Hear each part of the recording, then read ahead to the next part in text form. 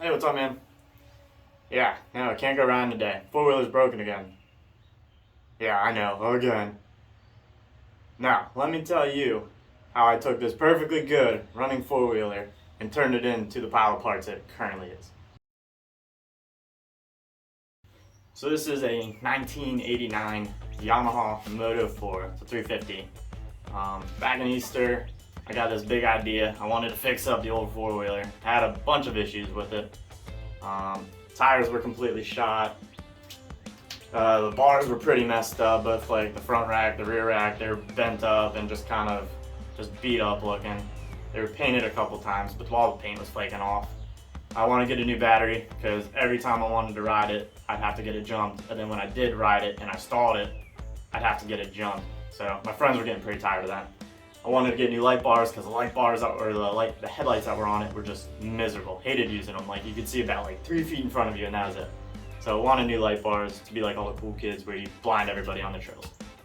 So first thing I did, got a new battery for it. Hooked that up, things were going well, started up. I put a battery tender on it, like the battery tender like plug. So I could like put a battery tender on it in the winter. I wouldn't destroy the battery like the last one. Changed the oil in it, changed the oil filter. There's actually a spring behind the oil filter that I saw in the manual. That was not in there, so I ordered a new spring. Wanted to start maintaining this thing because I've never really maintained it. I've owned it for about 6 to 7 years and I haven't touched it. Like I haven't changed the oil, haven't done anything on it. So I'm like, I should start maintaining this. So I bought an hour meter for it, got that hooked up, works good. So now I'll be able to like know my interval, like, oh, I need to change the oil so many hours. Then we move on to the tires. This is where things start going downhill very quickly. The old tires that were on it were shot, as I said. They had tons of plugs in them. So I pulled them off and the inside of the rims were completely rusted. Had no idea. I'm trying to break the bead of the tire off the rim. I'm using like a whole bunch of pry bars. I have a set of like bead breakers. Nothing's working. Nothing is working. So I go to Harbor Freight. They have a tire changer. It's basically just like this like lever that pushes down on that bead and it's able to break it. I bring that home, bolt it down to a pallet. So I'm pulling on this thing and this is probably like the second time I'm like actually like putting a little bit of force on it. Thing just snaps. Like the two arms that are on it just bend, completely bend. So I'm getting a little frustrated at this point, trying to figure out how in the world I'm going to get these tires off. So next best idea I had was to jack my truck up as high as I could in the garage. Like it was probably about a few centimeters from the ceiling. And then I slid one of the tires underneath it and I got a big board. Like it was like a 2x6 that I cut like to a point. And then I put that point right on the tire, like right up against the rim. And I put the other side of the board underneath the frame. And you know how like when you're working on your truck and little Jimmy's out there, and you're like, hey little Jimmy, can you just like twist that knob a little bit and lower the truck? Like I only want like an inch or so, just lower it like an inch. And you know, he's like 8 years old, so he just like cranks that lever and the whole truck drops like a foot. That's what I was doing in this truck. I was just pulling this lever as hard as I could, dropping the truck as fast as possible, straight onto the bead of this tire. And it would not break. That board would build up so much pressure and it would just blow out the side. So I did that about like 8 to 9 times and then realized, all right, this isn't working. So I broke out a Sawzall and now I'm physically cutting the tires off of the rims. Sounds easy, it took forever. Once I finally get the tires, like the first tire off, I realized like I'm gonna need a new set of rims. So I had to get on eBay, order myself a new set of rims. Annoying, very annoying, but it is what it is. So, move on to the taillight. The old taillight that was on it was just like your normal taillight. It was kind of ugly, stuck out really far. Ended up backing it into a bunch of things. It was all busted up. So I ordered a new box off of eBay. Came in like covered in dirt. I loved it. Got it all cleaned up. Ended up cutting out that old taillight. Thought it was a trailer light, like a flush mount trailer light, LEDs. And I put that in there, wired it up to the original wiring. Thing looks mint. So now I wanted to fabricate new headlight mounts and I wanted to put like little light pods in there and just get rid of the old headlights entirely. So I built these little brackets. I welded them up just out of sheet metal. Cut out these brackets, got 2 holes drilled in them that actually mount to, it's like a little headlight housing that the old headlights were in. And then the light pod would bolt directly to that. Took a while, a lot of finagling.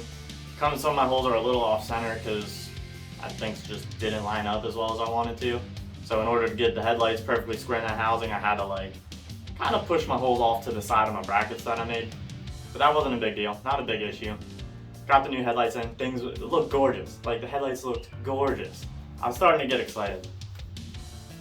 So then I move on to wiring up the light bar, the one that's right up here on the rack. So in order to wire up the light bar, I wanted the actual switch on the four-wheeler, like the high and low switch, to work the headlights.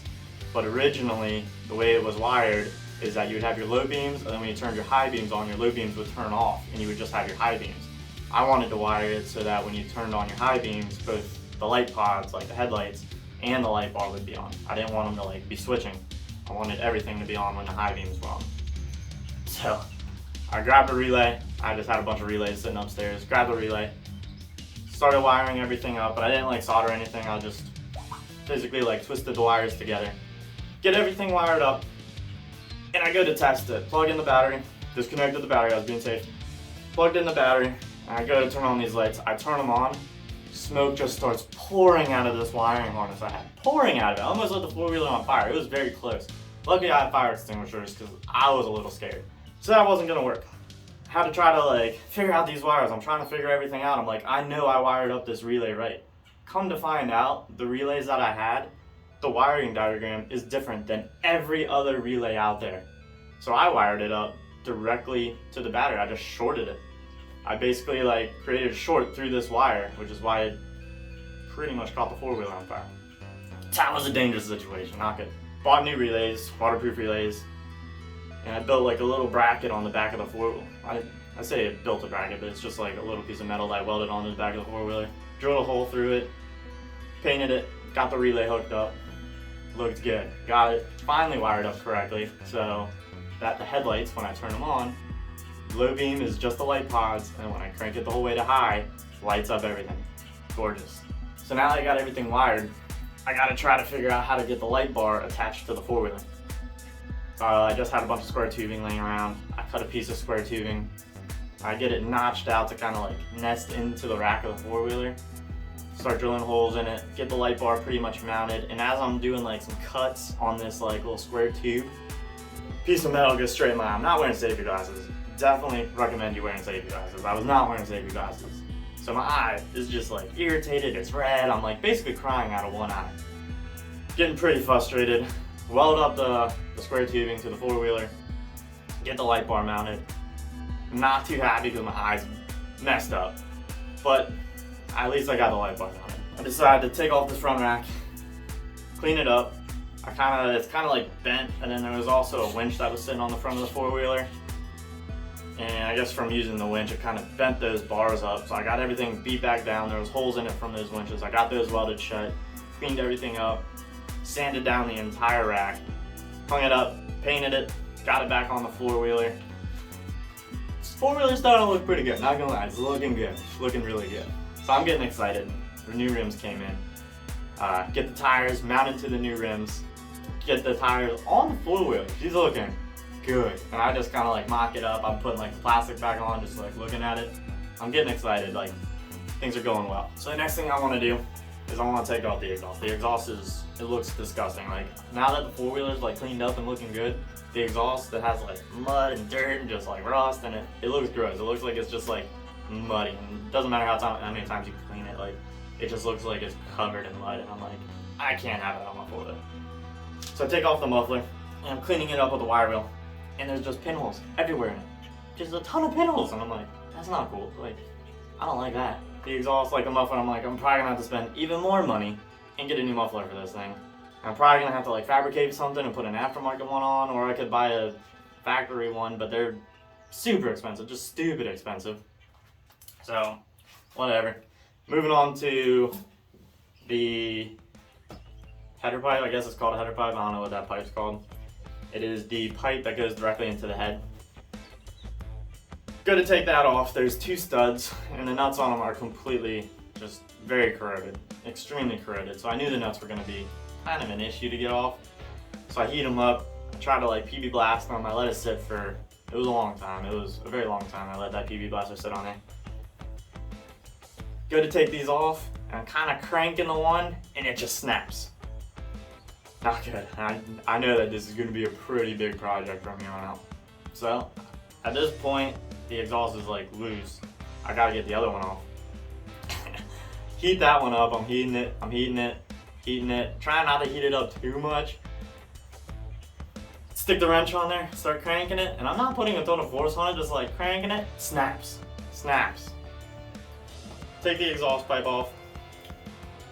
Looking at them, I still have like probably a good like 3/4 inches of like stud left. So I'm like, I should be able to get these out of the head. So I clean them up, go get the welder, and I put a little nut on the end, and I like weld a nut to that stud. And then I apply more heat, and I go to crank this first one. I'm cranking it, and it's kind of moving, so I tighten it a little bit, and it's like wiggling just a hair. So I'm like cranking it, and I turn it, and it like just slowly going. So I keep cranking it, and I'm able to get that one out. I like crank it the whole way out, just super slowly. So I'm getting excited at this point. I'm like, all right, like maybe things aren't as bad as they seem. Heat up the second one, I'm heating it. I got the nut welded on it. I start cranking this one, same thing's happening. So I like tighten it, and I'm getting it just to like move just a little bit. It's moving. Then I just keep cranking a little very slowly, and snap. It snaps flush in the head. Not good. So how do you fix that? Well, I was gonna use an easy out. You have to drill out that stud, hammer an easy out in there, and pull it out. That's what I thought was gonna happen. I start drilling into it. I start with a small pilot, drill it. I go to a bigger pilot, drill it. Now I'm up to like my biggest size. And I start drilling it, and I break through, and next thing you know, oil just starts seeping out of this hole. Pretty sure I just ruined the head. So, not good. And I'm not happy at this point. I'm very frustrated. There's like just a small sliver of this stud left, and I'm like, how's this not coming out? So I take an easy out, and I beat it in there, and I'm underneath the four-wheeler. So like all this is happening, I am underneath here. I didn't take anything apart, so it's very hard to work with. I'm at very awkward angles trying to like drill this thing out. Just not going well. So I'm very frustrated, very mad at this point. Beat this easy out in there, and I start to like just turn it out. I'm like, there's nothing left of this stud, like something's gotta come out. So I start to like crank on this easy out, and it just snaps. So like I said, I'm done with the four-wheeler at this point. I just don't want to mess with it. I throw the exhaust back on, like literally this. I take a bolt, I cut it, I throw it in the head, I throw the exhaust on. There's just one bolt holding it, and the seal is completely shot on the exhaust too. So like I knew it was never gonna seal again. Not without me fixing it correctly. So weekend's pretty much done. I'm done with the four-wheeler. Don't want to mess with it. Crank it over, and there's just exhaust just pouring straight out of the head. So when you ride it, it's basically just blowing exhaust right in your face. It's not rideable right now. So I take it back down to the shed, and I basically just ghost ride the thing. I don't even like, I'm coming into the shed, and I just hop off of it and just like sail it into the shed. I don't want to mess with it. It goes in, I had the snowblower back here. It crashes into the four-wheeler, scuffs up the bumper. Like the paint on this bumper was probably, I bet you like less than 8 hours old, just scuffs the whole thing. I didn't care, I was done. Shut the door. So that brings us to where we are right now. So, future plans. I want to do a compression test on this motor. Do a compression test, it'll kind of give me a good idea. Like if I have good compression, then I'm probably not going to tear it down more than I need to. If I don't have good compression, then I may as well, if I'm going to be tearing off the head anyways, I may as well go ahead and just replace it, do like a whole top end rebuild. So that's kind of the game plan right now. I want to, in order to get all that done though, I'm gonna have to take off all my light bars that I put on, the racks, I gotta take off all the front plastics, the gas tank's gotta come out, then I gotta work on pulling that head, and then we're gonna kind of see if it's fixable. If it's fixable, we're gonna fix it. If it's not fixable, we're gonna have to figure out what we're gonna do. We're either gonna have to order a new one, get on eBay, we'll figure something out. So that is where we are right now, and that's where I plan on going with this thing. So hope you guys stick around. We'll see how it goes. So you don't gotta like the video, but you should hit that like button.